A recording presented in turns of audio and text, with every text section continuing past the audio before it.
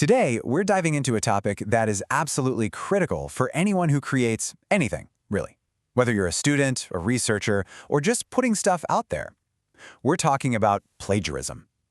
We're going to break down what it is, how to spot it, and most importantly, how you can avoid it. So, here's our game plan. First, we're going to unpack this really powerful idea, intellectual kidnapping. Then, we'll check out all the different disguises that plagiarism likes to wear. After that, we'll meet the digital detectives who are on the case and look at the real-world consequences. And finally, we'll arm you with a prevention toolkit so your work always stays yours.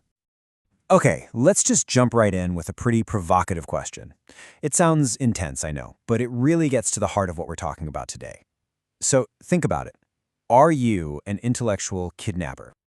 What's so wild is where the word itself actually comes from.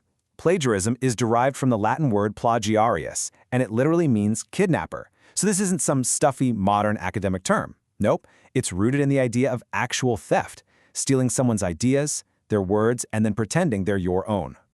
So with that in mind, let's properly unpack this whole idea of intellectual kidnapping. It's time to get to the fundamentals of what plagiarism really, truly is. At its absolute core, plagiarism is a huge breach of integrity. I mean, it is considered intellectual theft. And it's not just an ethical problem. In some cases, it can be a legal one too, like violating copyright laws. But maybe most importantly, it just completely erodes the trust and originality that all academic and creative work is built on. And here's the kicker. It can happen on purpose or, completely by accident. And that brings us to this crucial difference. Intent. On one side, you've got deliberate cheating. I mean, you're copying text or misrepresenting a source. But on the other side, you've got unintentional mistakes.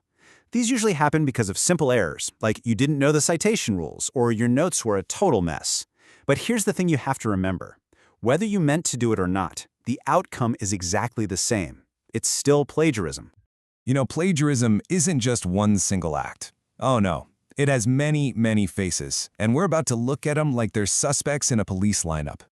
First up, we've got the clone. This is the most blatant, in-your-face form of plagiarism, the classic copy and paste job. You're just taking someone else's work, word for word, and slapping your name on it. I mean, this is academic dishonesty at its most obvious. Next, we have the deceptive remix, sometimes called patch writing or a potluck paper. Now, this one's a little bit sneakier. This is when someone snips little phrases and ideas from a bunch of different sources and stitches them all together without any citation, hoping it looks like a totally original piece of work. Now, this one might actually surprise you. It's called the inside job, or self-plagiarism. Yeah, you heard me right, you can plagiarize yourself. If you reuse work that you've already submitted for another class or for a publication without getting permission first, that's considered a breach of academic integrity. And finally, we come to the honest mistake. This is what covers accidental plagiarism. Forgetting a citation, mixing up your notes, or maybe rewriting a sentence but not really changing the structure enough. And even though your intentions might have been totally good, it still leads to the same outcome. So, with all these different forms out there, you might be wondering, how does anyone even get caught? Well, that's where the digital detectives come in. Let's take a look at the tools that are used to uncover plagiarism and the very, very real consequences that follow. Some of these names probably look familiar. Powerful software like Turnitin, Grammarly, and Authenticate. These are basically the bloodhounds of the academic world. They scan billions, and I mean billions, of documents, websites, and articles to find text similarities, which makes it incredibly difficult for copied work to just slide by unnoticed. And when these tools find something, the consequences can be pretty severe. Just take a look at this table.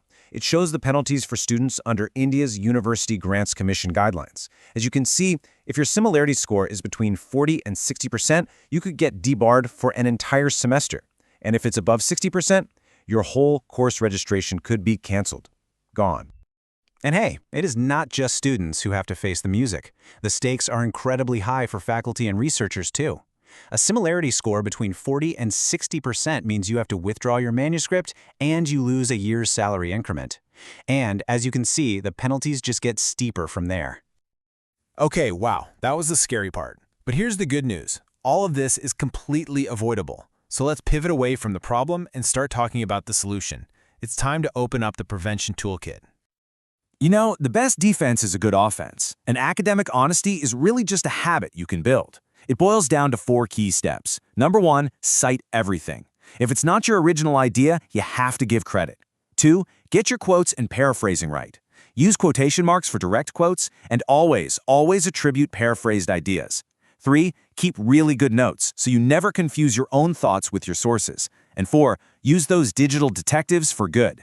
Check your own work before you hand it in. This quote right here gets at one of the golden rules. Proper referencing isn't a one-and-done kind of thing.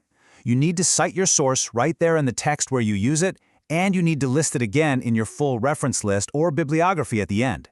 It's a 2-step process every single time. Don't forget that second step. So we'll leave you with this final thought to chew on. In our world today, where information is absolutely endless and you can get it with a single click, the most valuable thing you have is your own original voice. So how will you protect it? And how will you prove that your ideas are truly your own?